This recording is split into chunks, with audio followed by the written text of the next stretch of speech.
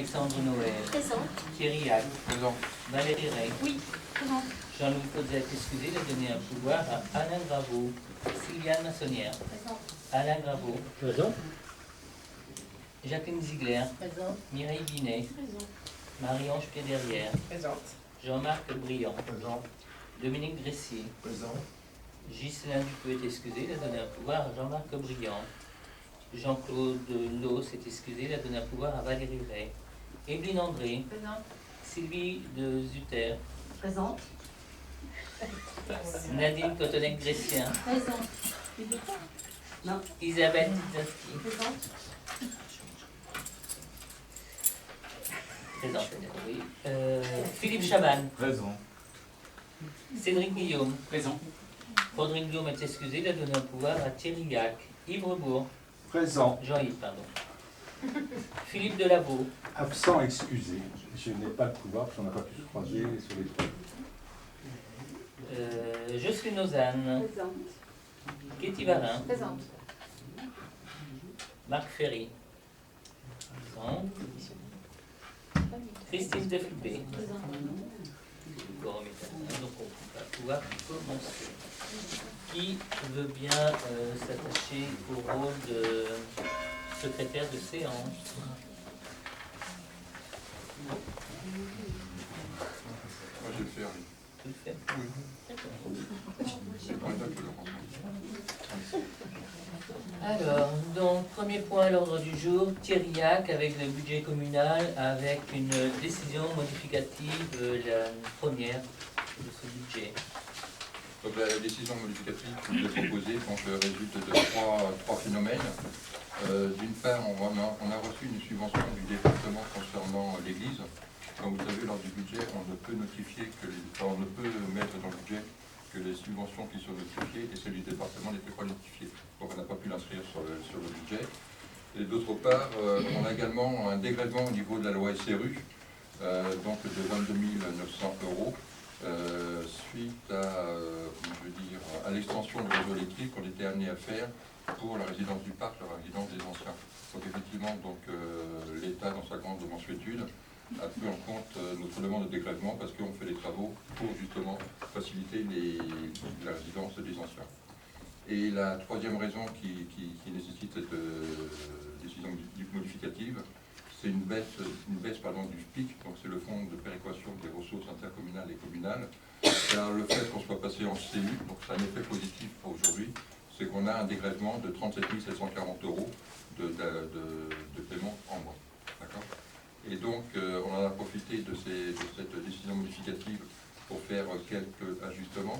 En termes d'investissement, donc on a rajouté 22 000 € pour l'aménagement des constructions, donc ça va concerner notamment la refonte complète de la porte principale de la mairie, la grande porte qui est ici.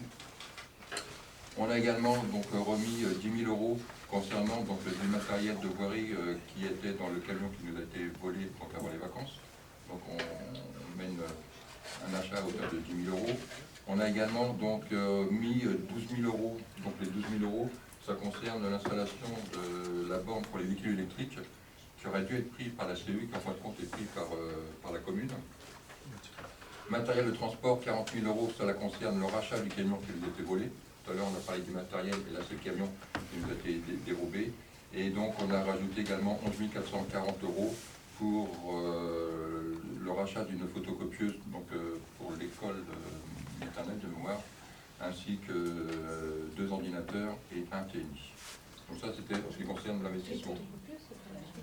Copieuse, Ou la NPT, oui. Oui, Ça, c'est la la NPT, je crois. le problème de câblage, je suis pas très bien. Et donc en fonctionnement, on a rajouté des vêtements de travail concernant la police municipale, qu'il y avait une omission concernant le gilet pare-balles. On a également rajouté 1 000 €, 1050 € concernant un logiciel toujours pour la police municipale. Ça concerne les contraventions électroniques. Logiciel de verbalisation. Voilà, PVE. On a remis 5 000 € pour l'aménagement au niveau des friches au bocal, 3 700 € pour l'entretien des bâtiments publics, 1 100 €, je vous donne tout le détail, 1 100 € c'est l'entretien de la moto de la police municipale, Fêtes et cérémonies, donc on a ajouté 1500 €, ça concerne l'inauguration de la vigne qui va avoir lieu dans les semaines qui viennent. Le versement à d'autres... Non, elle a eu lieu, pardon, elle a eu lieu. Les vacances sont finies. Ah oui, oui, bah, je crois qu'en septembre. On a mis 6 000 € donc, concernant le frais de fonctionnement pour le PAC. Et donc après, donc, on a eu une diminution de 22 900 € de la loi SRU et 37 740 concernant le FPIC. Ce qui nous donne un total de donc, fonctionnement et investissement, une décision modificative pour le faire de 114 940 €. Voilà. Est-ce que c'était clair? Vous avez des questions? Juste une précision, parce que Jocelyne me demande qu'est-ce qu'il a dit au sujet des friches Hoboken. J'ai dit, Il a tellement on va nettoyer le terrain, voilà, pour 5 000 € de mémoire. Nettoyage de terrain. C'est trop vite, excusez-moi.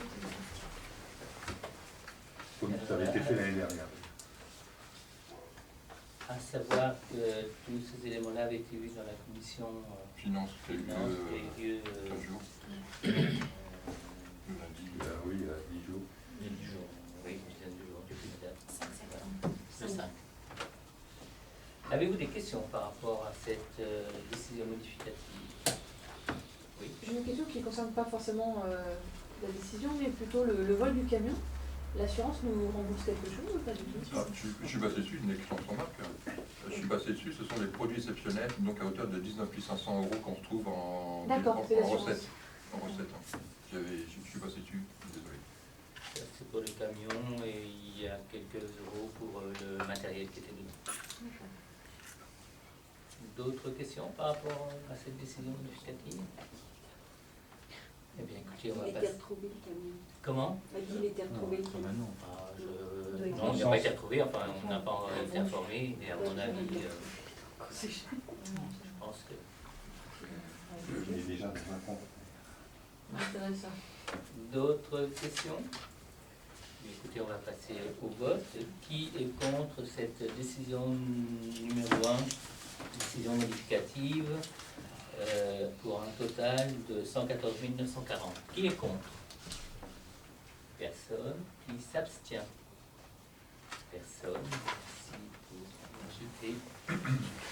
Alors, je suis un petit peu allé trop vite dans le vif du sujet. J'ai oublié de vous demander de valider le procès-verbal du 30 juin. Donc, on va le faire. Par rapport à ce procès-verbal du 30 juin, est-ce que vous aviez des remarques ou des questions à formuler? Alors, on va passer au vote. Qui est contre? Personne. Qui s'abstient? Personne. Merci. Alors, deuxième point à l'ordre du jour, restaurant scolaire, les tarifs forfaitaires pour des repas ponctuels adultes. Thierry.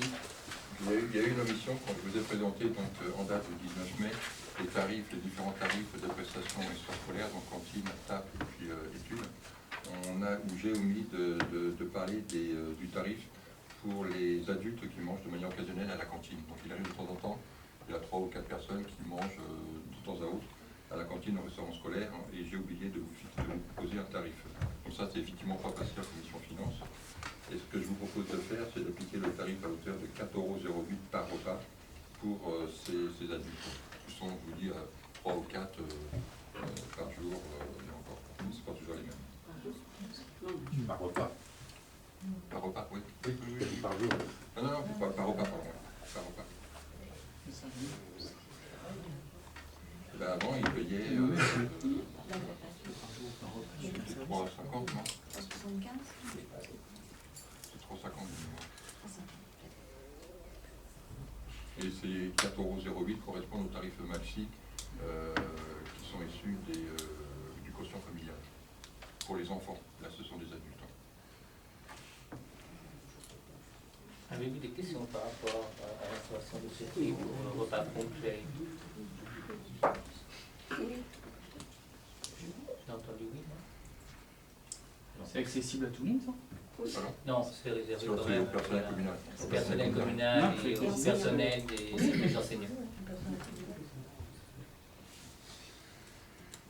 Alors, qui est contre d'instaurer un tarif de 4,08 € pour un repas occasionnel pour les adultes au restaurant scolaire?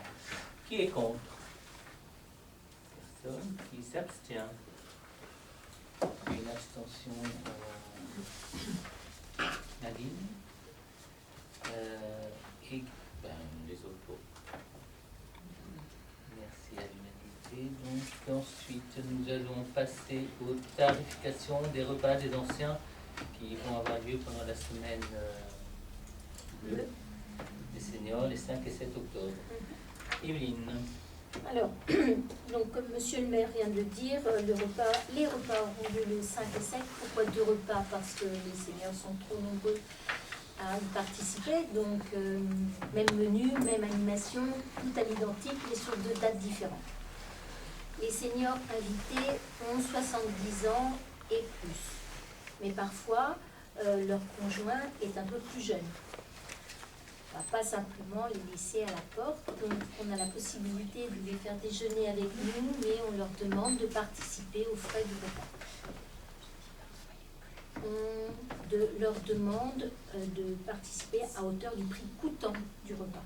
Cette année, le traiteur va nous facturer 30 € pour le prix d'un repas, et nous avons pensé dans la commission mettre ce tarif de 30 € pour fixer la participation par personne des invités. Alors, c'est tous les ans. Donc, est-ce que vous avez des questions par rapport à l'instauration de ce tarif pour ceux qui n'ont pas 70 ans? Non. Alors, qui est contre le montant de 30 € par personne? Personne. C'est peut-être beaucoup, enfin, je sais pas, l'an dernier c'était ça à peu près aussi. C'était ça aussi. 29. Est-ce qu'il y a des gens qui t'ont dit c'est trop cher, du coup on ne vient pas le couple? Non. Non, ça n'est jamais arrivé. Et si je devais avoir une remarque de ce genre, on ferait en sorte que la personne puisse Ils viennent venir. quand même. Mais ça n'est jamais arrivé. Alors, c'est à 90% ou 99%, ça va être le conjoint. Mais il est arrivé que ce soit la fille. Il y a une dame qui vient avec sa fille. Voilà. Alors, qui est contre ce montant de 30 € pour les personnes qui ne peuvent pas bénéficier donc, de la gratuité? Personne. Qui s'abstient? Personne. Merci.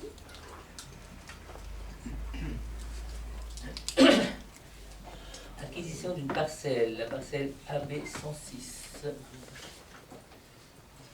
Alors, il s'agit donc d'une parcelle qui est mise en vente par monsieur et madame Poupier. Du moins, ils ont mis en vente leur terrain et à cette occasion, ils souhaitent régulariser le délaissé de voirie le long de leur propriété en cédant à la commune 50 mètres carrés qui correspond à la parcelle AB 106.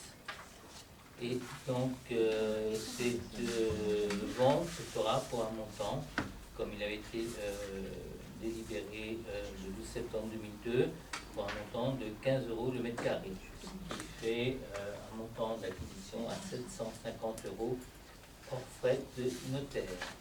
Et donc, par conséquent, il vous est demandé, et le terrain se situe, du moins ce délaissé se situe dans la rue des Ruisselets.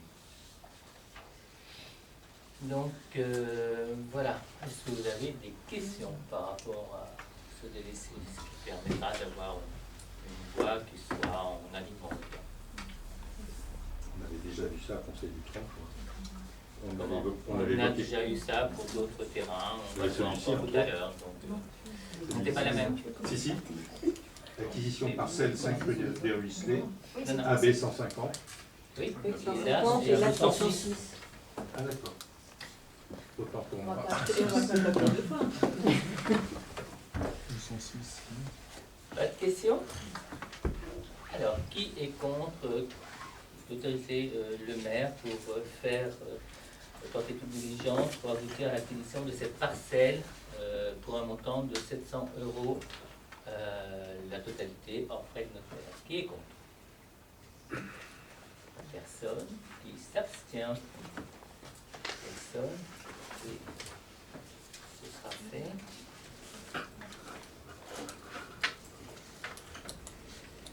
Alors, toujours dans le même domaine, donc là, ce sont deux autres parcelles.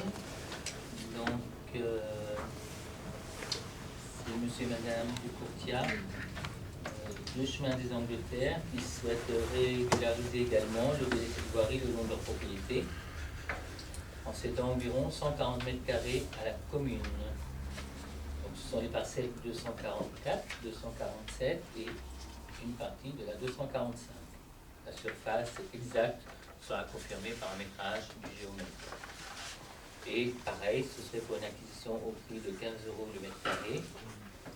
Le montant total s'élèverait environ à 2100 €, après exactitude donc, de la surface, toujours hors frais de notaire. Et de géomètre qui sera à la charge de la commune. Donc, avez-vous des questions, pareil, sur ces délaissés de voirie? Toujours intéressant, ça permet de faire les choses bien. Qui est contre l'acquisition de ce délaissé de voirie pour un montant environ de 2100 € hors frais de notaire de géomètre? Personne. Qui s'abstient? Personne. Et ce sera également fait.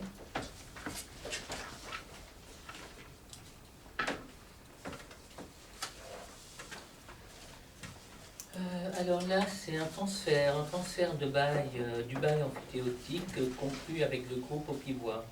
Donc le groupe Aupivoix va être acheté, du moins dans la partie des Yvelines, par la Salmap. Et à ce titre-là, on nous demande de délibérer pour autoriser donc, ce transfert du bail emphytéotique au profit de la nouvelle entité qui va assurer la continuité de l'exploitation précédemment réalisée par le groupe Aupivoix.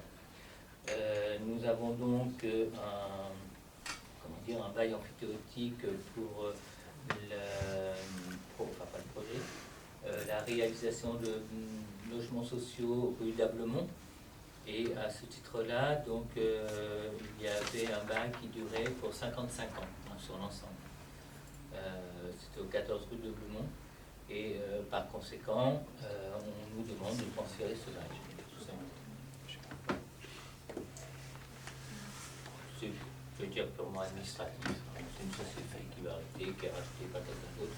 Mais il faut qu'on transfère toutes nos affaires. Quand je dis toutes nos affaires, nous avons celle-là, mais toutes les communes doivent délibérer afin d'autoriser donc la société Salmap de pouvoir gérer les affaires de l'Aupivoix. Ça ne va pas se faire dans l'autre sens. C'est d'abord, il faut qu'on donne avis, parce que si nous n'étions pas d'accord, il faudrait que l'Aupivoix voit autrement pour se faire racheter. Il faut d'abord l'accord des communes. On a des informations sur la société Salmap? Non, c'est une société qui est dans les Yvelines, mais je n'ai pas plus de... Non. Aupivoix était, entre guillemets, notoirement connu. Donc j'imagine que quand le bail a été fait, on savait à qui on avait affaire. Là, c'est un transfert, après c'est un bail de gestion. 55 ans derrière. Bon là, je sais pas, une dizaine d'années, 15 ans à peu près qui sont passés, donc il en reste presque 40. 2006, donc 10. Comment 2006, ça fait donc oui, c'est ça. 10 ans.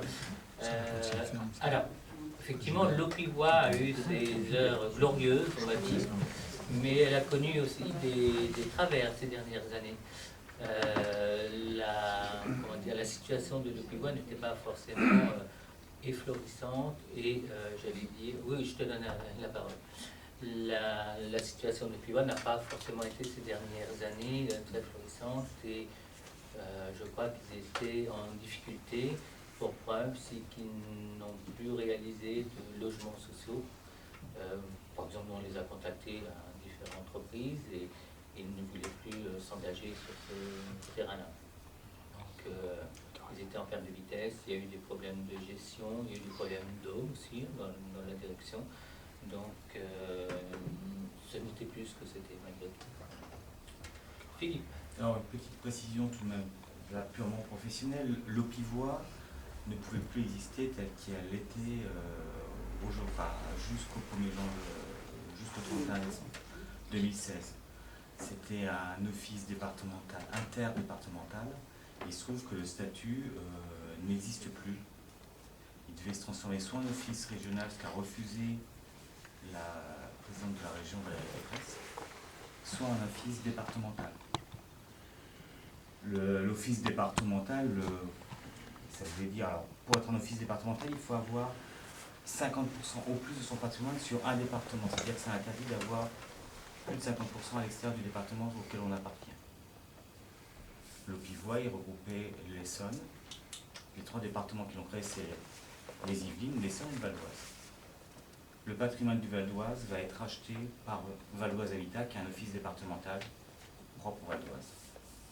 Il restait le patrimoine de l'Essonne et des Yvelines, qui, eux, devaient évoluer d'une façon ou d'une autre. Et il a été choisi, et ça, que ce soit transféré à la SAMAL. Cette société, c'est une société qui appartient au groupe de Maxis, qui lui-même appartient au groupe Asria, qui est un collecteur de 1% logement. Donc en termes de structure financière, je pense que ils ont la structure financière suffisante pour absorber l'Aupivois. Aujourd'hui, le groupe Asria, il gère en France à peu près 950 000 logements. Donc voilà un complément d'information donné par notre collègue. Avez-vous d'autres questions par rapport à ce transfert de bail?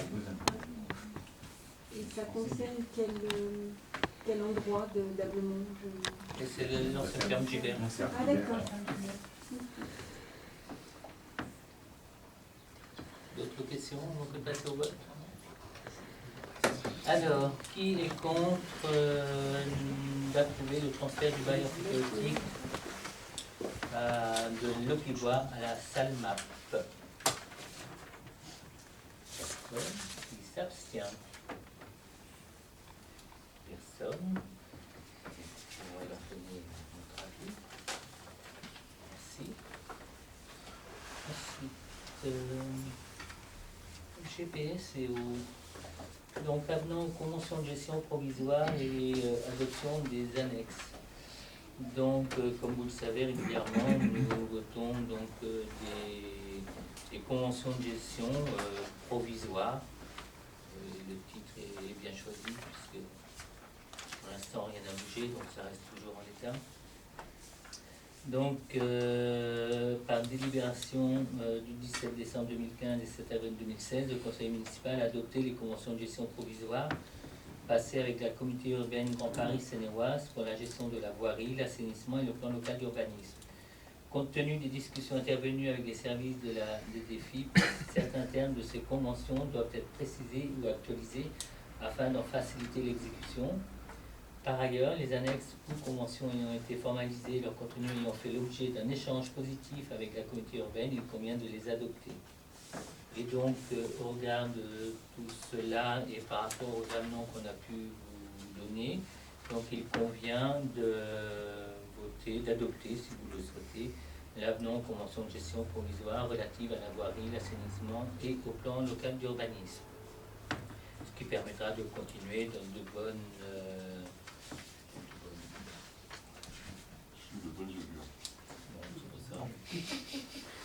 dans de bonnes conditions. Voilà, la poursuite de nos travaux avec GPS. Avez-vous des questions par rapport à GPS ou pas, par rapport à cette délibération? Alors, qui est contre d'adopter donc ces avenants? Ça veut dire qu'on garde la main jusqu'à nouvel ordre, entre guillemets, et qu'ensuite, c'est au travers de la CLET qu'on va éventuellement récupérer des investissements potentiels qu'on a pu faire. C'est ça, enfin, en résumé, c'est un peu ça. Alors, la CLET ne définit pas les compétences. Non, elle ne définit pas les compétences. Elle définit les engagements qui ont été pris pendant la période. Au regard des compétences transférées, elle définit les montants que nous devons ou que nous devons récupérer pour certaines communes. Donc pour l'instant, c'est toujours en discussion, notamment sur la voirie. Rien n'est figé, ça avance doucement mais sûrement concernant le mode de fonctionnement final. Aujourd'hui, il n'y a pas encore, j'allais dire, de certitude sur les voies qui seront prises en compte ou pas. Donc tant que ça c'est pas défini, on ne peut pas notamment pour la collecte, définir nos attributions de compensation, tant en investissement qu'en fonctionnement. Donc voilà, il y a des réunions qui vont se faire donc, d'ici la quinzaine, voire début octobre. Bon, je pense qu'il faut que au 31 décembre, ce soit fait, donc avant le 31 décembre.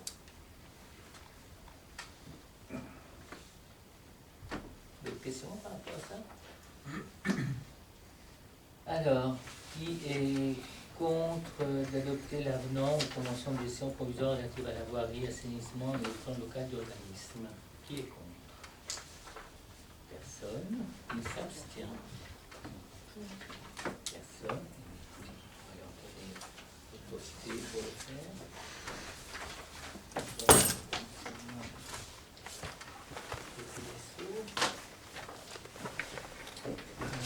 Alors ensuite, dans les décisions, donc il y a un contrat de cession, alors la décision 11-16, contrat de cession du droit d'exploitation d'un spectacle, concert dans les jardins de la MPT, donc c'était le concert qui a eu lieu en début juillet, donc pour un montant de 310 € hors taxe. La 12, avenant d'un marché à procédure adaptée par rapport aux travaux supplémentaires de signalisation horizontale et verticale pour un montant de 816,97 € hors taxe.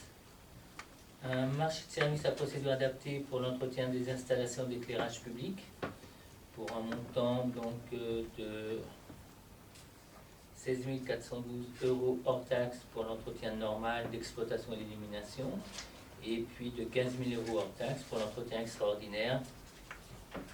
Et la numéro 16, donc la numéro 14, un protocole d'intervention en vue de la réalisation d'examens de laboratoire donc, pour les agents. Alors les montants de la dépense, c'est la grille des tarifs des prestations 2016 que nous avons, mais comme ça dépend des prestations, donc il y a une liste qui est jointe au regard des prestations qui seront prises par les agents dans le cadre de la médecine du travail.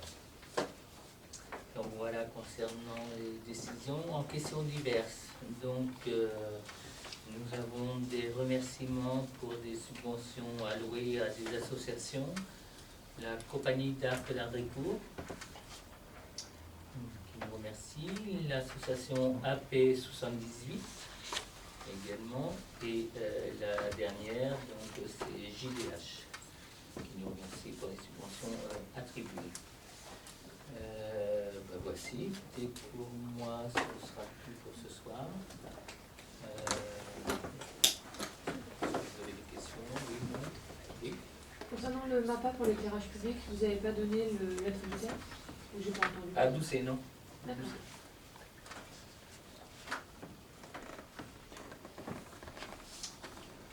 Eh bien, écoutez, on va clore ce conseil municipal.